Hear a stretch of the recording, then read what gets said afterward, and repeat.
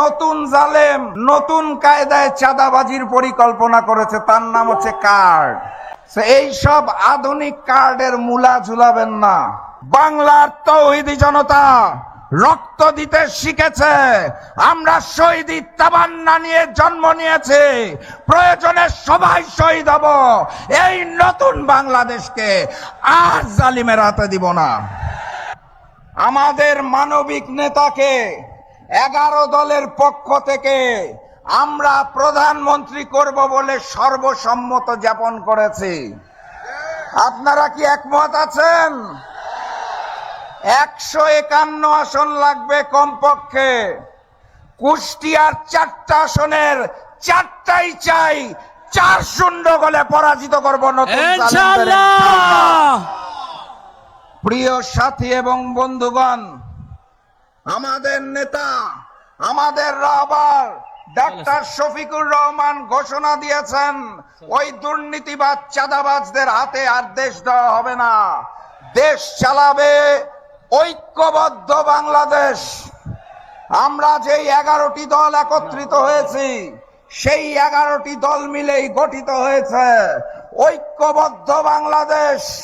আমরাই বাংলাদেশ, আমরাই গড়ে তুলব আগামীর বাংলাদেশ।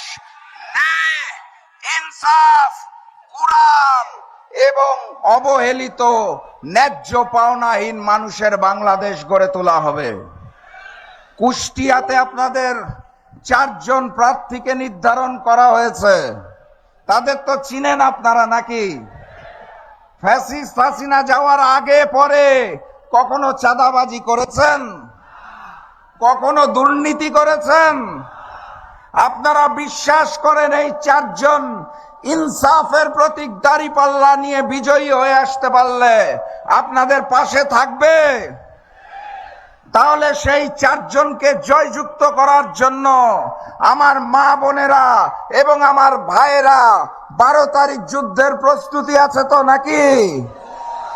গণভোটে কাকে ভোট দিবেন?